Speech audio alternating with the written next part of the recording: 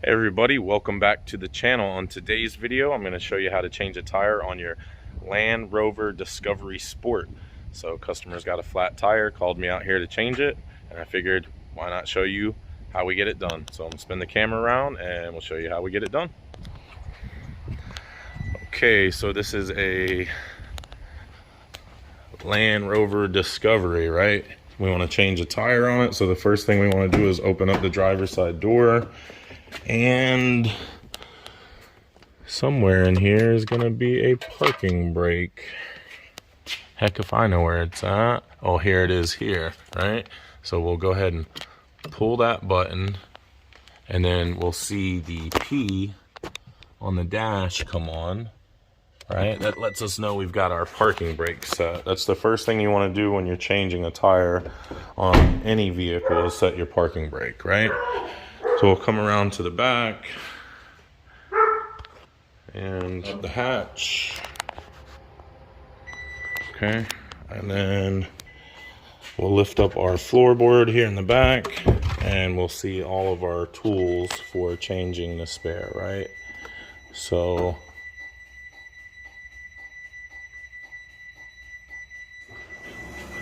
whoa, the garage is going shut.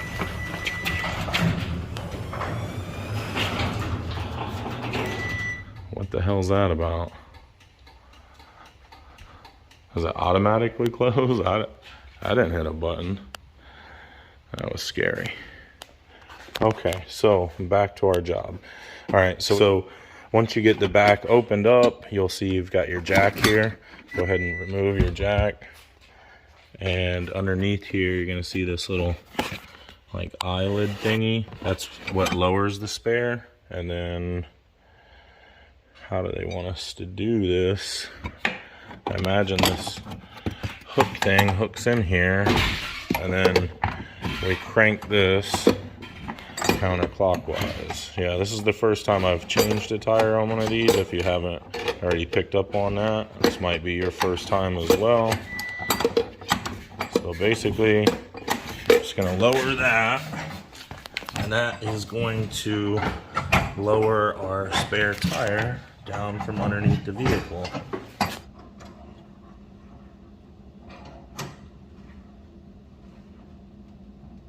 It won't crank anymore. Grab your wheel, tilt it up, and then take this and fish it through the center like so. Okay, so you got your wheel down. Good. Lift it up like so, and then take this and kind of shimmy it down the end of the cord, and then turn it sideways and feed it through the wheel like that. And then you should be able to get your wheel out, okay? Now your full size is not going to fit underneath there on this mechanical winch. There's not enough room in this wheel well up there for that to happen. So, oh, I think the garage is about to go down again. I don't know what that's about. But anyway, so your full size will not fit underneath the car, right? So you're gonna have to crank this back up, get that cable back up.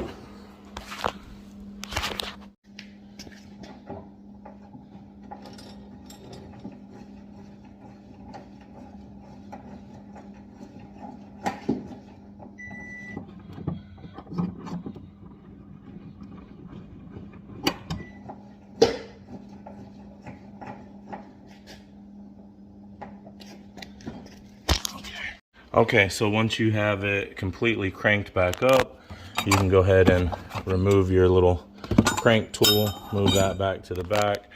This is your tire iron for removing your lug nuts, and it has a little slide, it looks like, to give you some more leverage, which is pretty genius. I haven't seen that before. And then you would bring that over and put it onto your lug nut. This is your lug nut, and this is your tire iron lug tool from Land Rover. So put that onto your lug nut like so, get it seated all the way in, you know, to the lug nut. And then what I would suggest is using your leg and take your foot and just push down lefty-loosey to loosen it. Reinsert it. Be careful not to scratch your paint on your rim, you know. And, you know, take that and that'll loosen it. And then, of course, unscrew it, you know, completely, but not until you get it jacked up off the ground. But I'm going to be using a drill for this, the Milwaukee 18 volt. I'm not going to use the factory tools. And this is a 21 millimeter socket. So if you have a 21 millimeter and a drill, you can use that. If not, just take your tire iron, stick it in like so, and take your foot and push down on it. Your leg is a lot stronger than your arm, so even a small person can change their own tire if they do it like that. So the next thing you're going to want to do after breaking all of your lug nuts loose is you're going to want to jack the vehicle up. Now I'm going to use a big floor jack here. This is from Harbor Freight, and we're going to come in and locate our jacking point on this vehicle for the front. And as you can see here on the rocker panel down below, we've got this extra bit of metal here. That's where they want you to put your jack. You can either use a big floor jack like this with a landing pad like that one, or you can use the factory jack. These factory jacks are very dangerous, especially if you're not on solid flat ground like that. But I'll show you guys quickly how to use this. Okay, so you would stick it under the vehicle like so, and you'd want to kind of crank it up enough to get yourself some height, you know.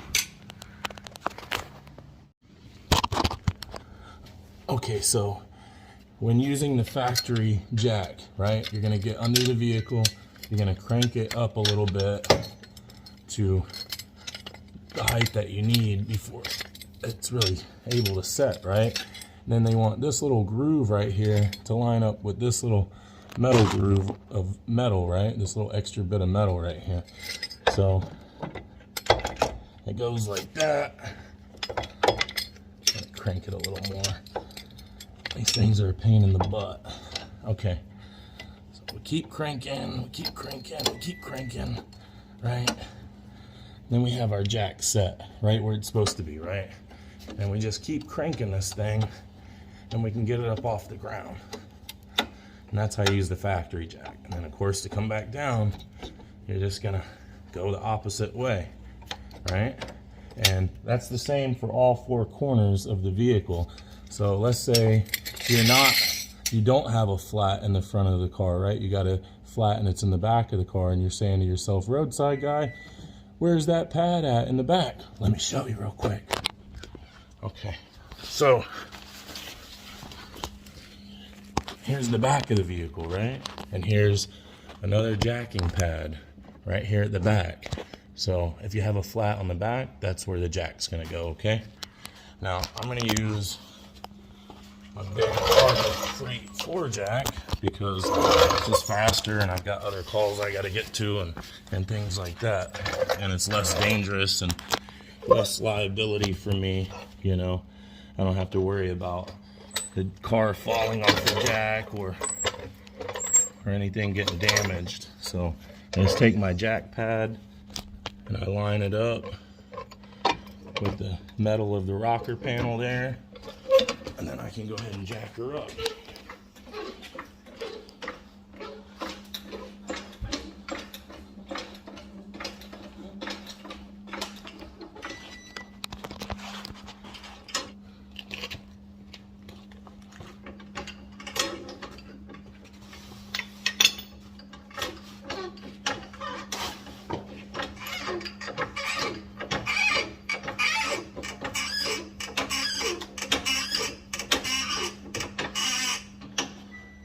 Okay, so like I said, if you're not using a drill, you want to get these all broke off before you get it up. But I guess it really doesn't matter because this one is like 4-wheel drive or all-wheel drive. I don't know, I don't own it. But you could get the other ones loose, I guess, if you had it up off the ground. It really wouldn't be that much of a factor using the factory tire iron.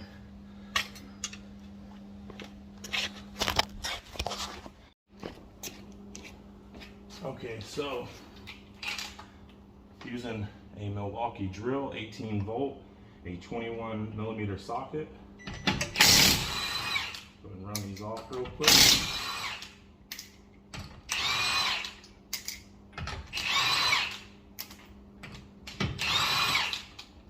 Remove our wheel, like so. Now if the wheel doesn't come off for whatever reason and it's stuck or seized to the hub, just give it a good kick and it should come off. If that doesn't work, swing a spare tire and hit it into the flat tire and that'll knock it off of the car. All right, we'll roll this out of our way.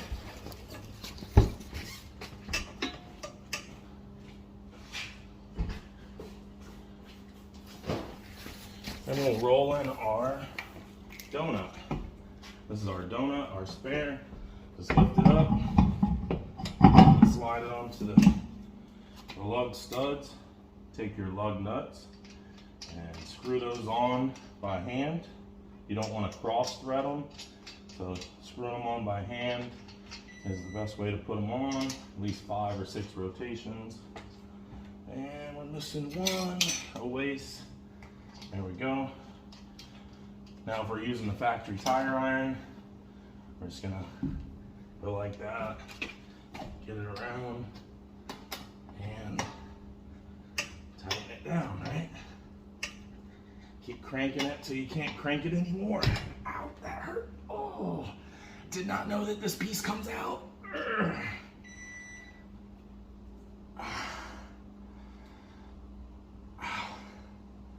Wow, OMG, I didn't know that this thing came apart. You know, pretty weak little tool. That's why I hate using factory tools. Bang my knuckles up again. Anyway, not using that crap anymore. Take my Milwaukee, right? If I put it on setting 3, I'm gonna over torque it. I'll check my battery volts. I've got 3 bars, so I know I got a good strong impact. I'll put it on setting number 2, which will not over torque it. And we'll do a cross pattern. We got that one. We go 12 o'clock from that one. And this pattern would be the same if you're using the tire iron as well. Cross pattern to tighten it, not, you know, all around the world. You do a cross pattern and then go around the world, but don't go around the world to begin with. It won't seat the rim correctly. You want to do a cross pattern.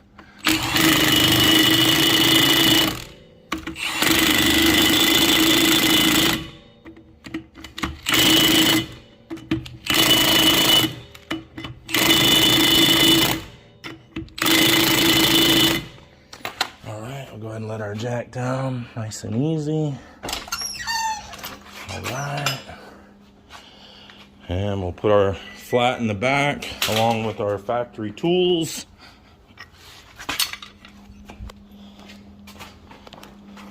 Okay, so factory jack goes right there in the back. That doesn't seem right. Okay. It goes like that. And then that goes there. That goes like that. You know what? I don't know how anything goes.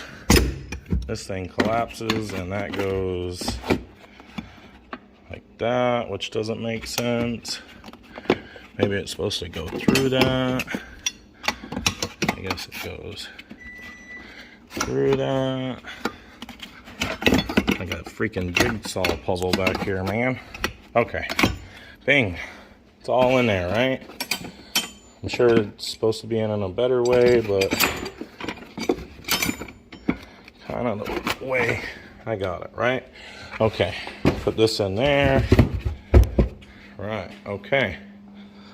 Throw our spare or our flat tire here in the back. All right, so we got the flat in the back. We're gonna go hit our button to shut the latch because this is an automatic gate. You don't want to push it down. So we hit that. That closes nicely.